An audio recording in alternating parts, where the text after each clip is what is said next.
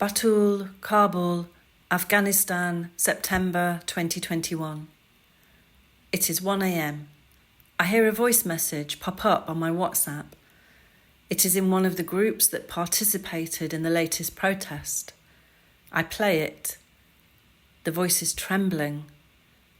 She says, "Doctara, girls, be aware, be careful. The Taliban are going from home to home, searching for girls who are present at the protest." Slowly all the girls start to come online, all those brave souls trembling now. There is an exchange about what to do. Then, "Doctara, please stop using the internet from now on. Be careful." The group chat is now silent. I feel as if, drop by drop, I am turning into water. One by one, I pray for each protesting girl in my dark room. Someone Else's Place. Translated by Parwana Fayyaz. Spring 2024, Oxfordshire, UK. I speed up my pace as I walk down the street. I keep turning around. I hope no one has seen me approach the church. There are 110 people who live with me at the refugee hotel. 110 people to ask why this woman wearing a hijab is going to church. It has been a few days since my heart was gripped by terrible news about my young cousin.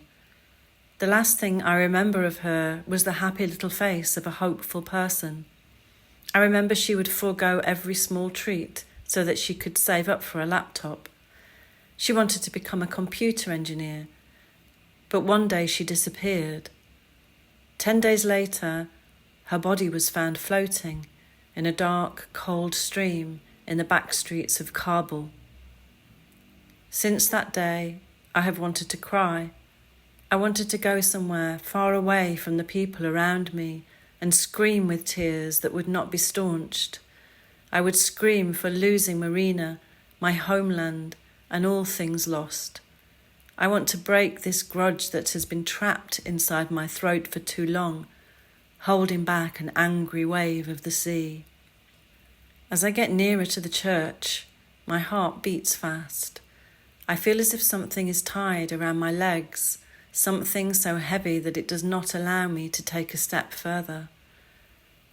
I am feeling nauseous. I now wish I had walked a little more and perhaps asked someone where I could find a mosque in this area. I did search on Google Maps, but the only mosque I found was 2 hours away by car or train in a different city. I kept searching for Khana Khuda, a house of God, and the screen spun around slowly, a red pin landing almost opposite the hotel where I am housed. I zoomed in on the map and looked more closely at the building. It said People's Church.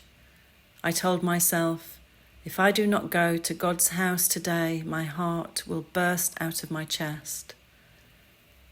But if someone recognises me here, it will be difficult for me. They already ask my daughters to recite verses from the Quran. I make excuses about how we haven't begun lessons yet. Others are converting to Christianity.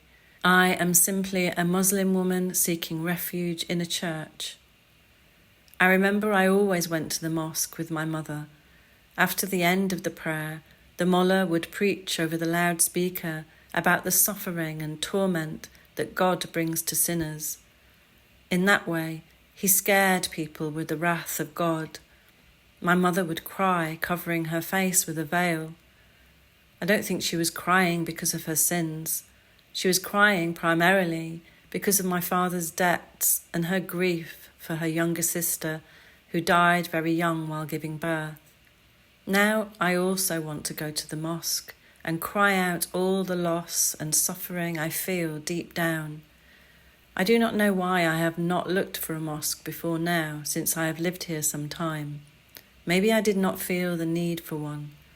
But since early this morning, I have wanted to go somewhere special, lean my head against its wall, and cry for all the hardships and injustices I have endured. As soon as I reach the church gate, I rearrange the headscarf on my head. I am arriving at the house of God. As I step inside, something boils in my heart. I feel stress. This is not my place. I have entered the house of a God unfamiliar to me. In this place that belongs to other people, I hope their mullah will recite good prayers and tell me more about the torments and wrath of God, so that I can cry out in fear and empty my heart. But it is quiet inside the church hall. The hall is dim and there are whispers of people singing softly together. I stand there and little by little my eyes get used to the darkness. My ears become sharper. A young woman is standing in one corner playing the guitar. She has golden hair, long like the waves of a waterfall. An older man is sitting at the piano just in front of her, his fingers on the keys. His eyes are closed and his face is so calm. There are other people with their backs to me, facing the place covered with beautiful curtains. They have some notebooks in their hands. They sing with one voice in harmony. It sounds like a prayer that they must sing all together. A wooden cross is attached to the wall.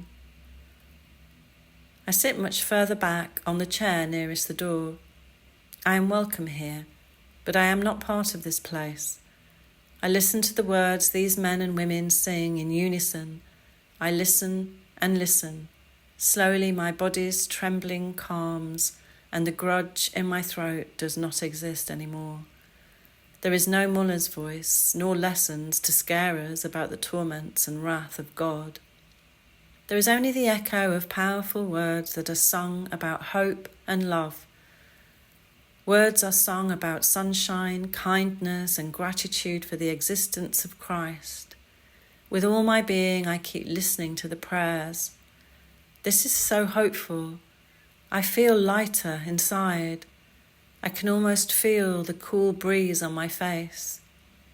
I raise my head to look upward at the ceiling.